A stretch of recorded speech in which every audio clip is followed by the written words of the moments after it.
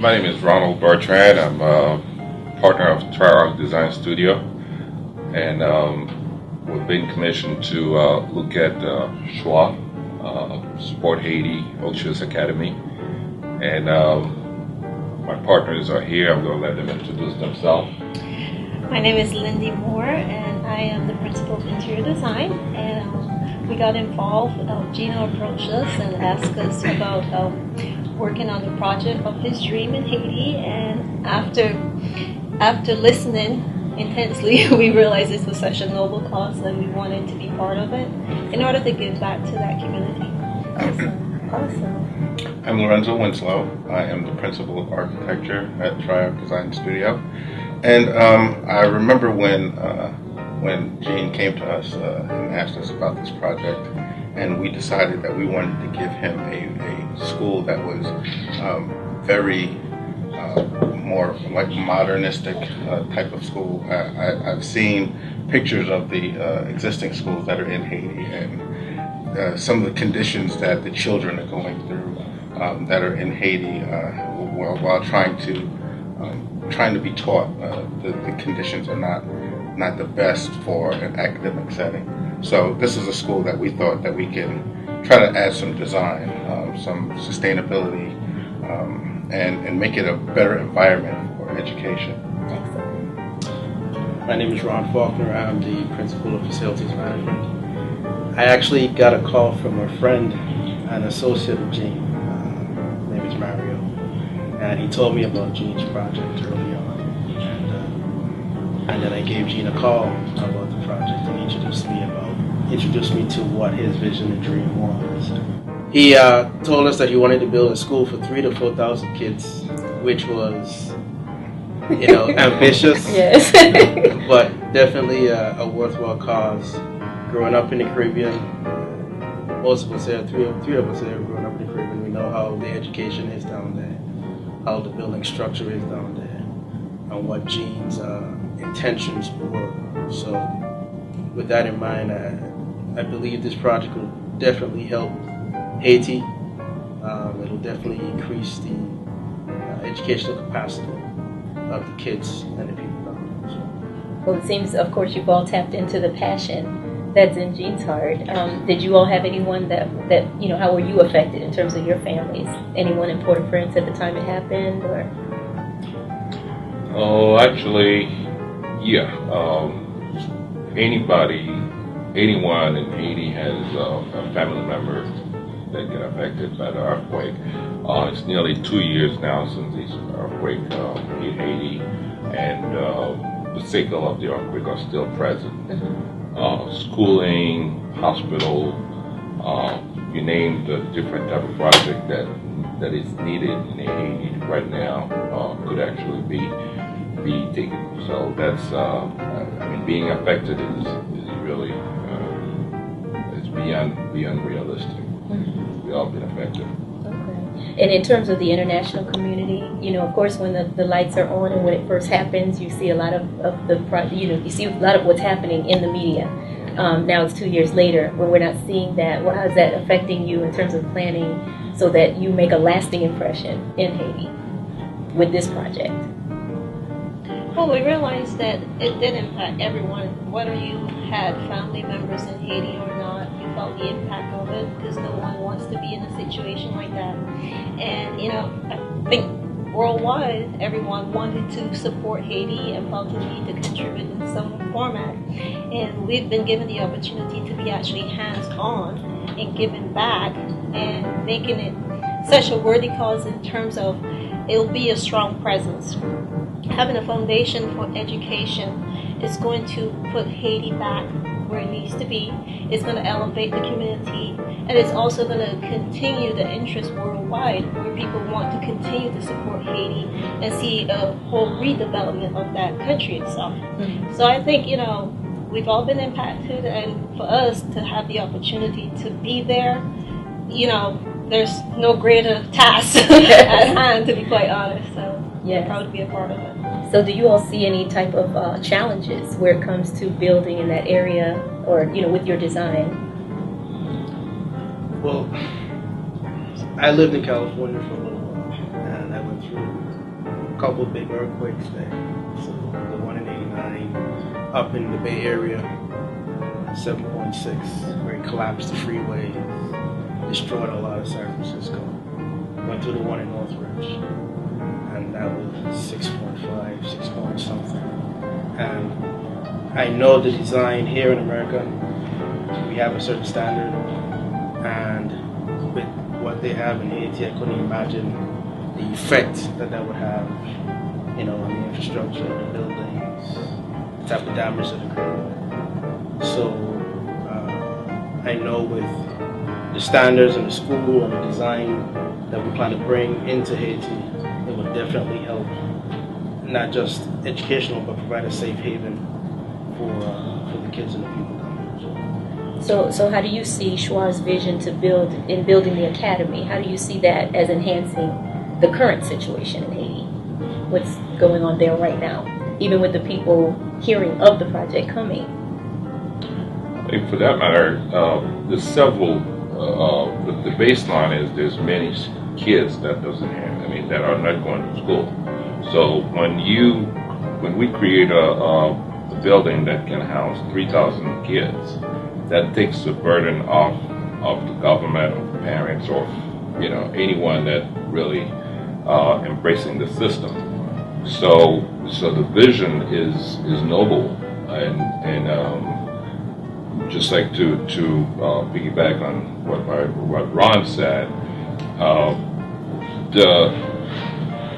San Francisco is not ready for earthquake, but you think about a country with large infrastructure already, and a country without infrastructure that wasn't really ready for this kind of event to happen. So working with design that actually be prepared for this kind of eventuality to occur.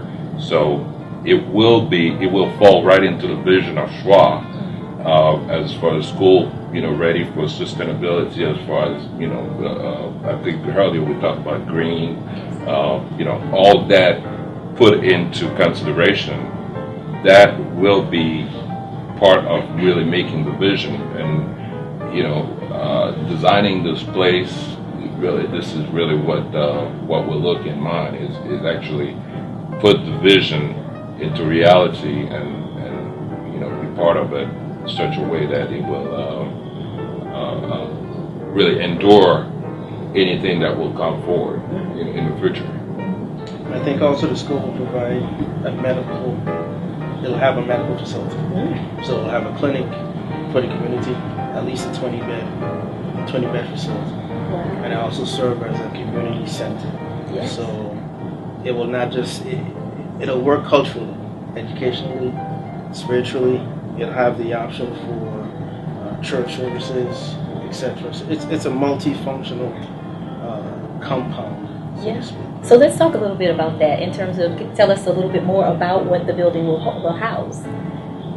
Well, some of the major components of it, including the medical facility, it starts with pre-K and goes right through to college preparatory. There would be additional spaces to accommodate continuing education for adult learning. There would be hands-on, if you will, apprenticeship programs. Younger student, middle, and also high school level, with the ability to have an auditorium that they can actually have after-school activities that are community-based. Haiti is very cultural, and we wanted to support that artistic or creative aspect of Haiti so that they can have a place to come together to community outside of school activities. And so this would be for older, younger, seniors, whoever. The auditorium would also act as a place of worship, act as an entertainment facility, and there will also be a gymnasium. So there's sports to be incorporated. We want to support the building itself would actually be able to be rented out as needed for those spaces. It's a place where you can have town meetings. It's a place where it can be a survival space. So there's a lot involved that we wanted to incorporate because it is a one facility and it will be probably the main facility around, and we thought that perhaps having such a building would also enhance the community itself, where other developers will want to come in and also build something that works in the community, that supports the locals as well. So we're proud to have thought through the process of incorporating just not the educational component, but something that would sustain the community itself, and the community can be a part of and be proud of. Mm-hmm. Because I think that has a lot to do with it, the mindset of something, something like this happening, and the people that have to endure it. It's a knock to your self-esteem and so many things in your lifestyle. Yes. So it sounds like what you're doing is you're pulling all of that back so that you give the hope back to the people, and that's what it's all about. So if you had one thing that you could tell us that was the dearest thing to your heart about this project, what would it be? For me, it's the kids. Getting them back on track. A lot of them right now don't have anything after the earthquake. They've been so displaced, they don't know where to go from here. So getting them back, getting their education back so they can make a living for themselves and be self-sustainable. And also just having that feeling that Haiti, because it's been years, and Haiti has just been so devastated by this natural disaster. It's getting them to a place where they can move forward.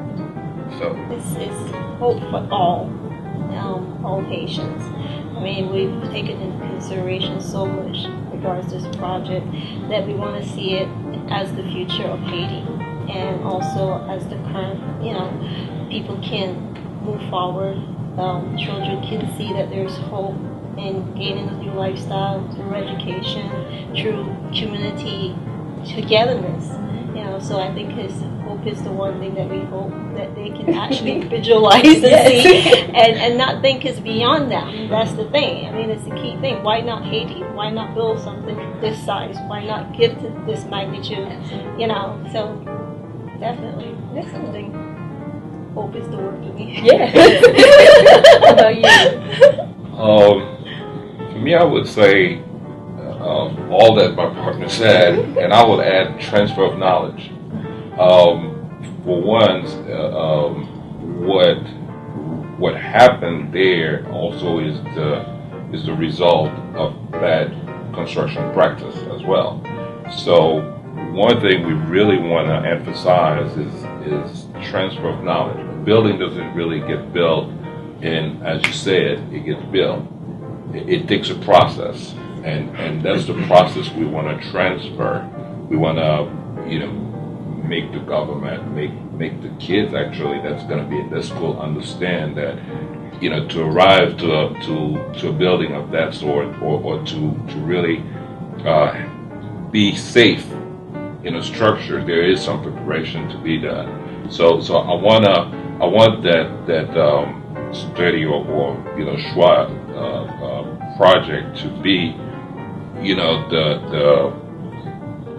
it's that space where knowledge get transferred, and Haitian get to understand that a project takes time, and we only 2 years off the earthquake. It's going to take a while, but we don't give them a place to really where knowledge will leave there.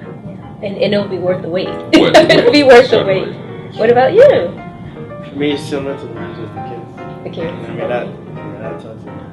Yeah. Because, they're small, they're fragile, they need protection, they need support, they need education, because that's the key to the future. Yeah.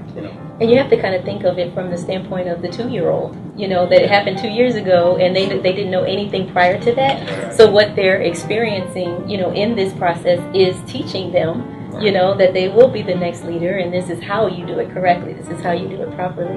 And you have to have a heart for other people in order to do that. So we certainly appreciate your time. Thank you so much for sharing with us. Thank you. Thank you.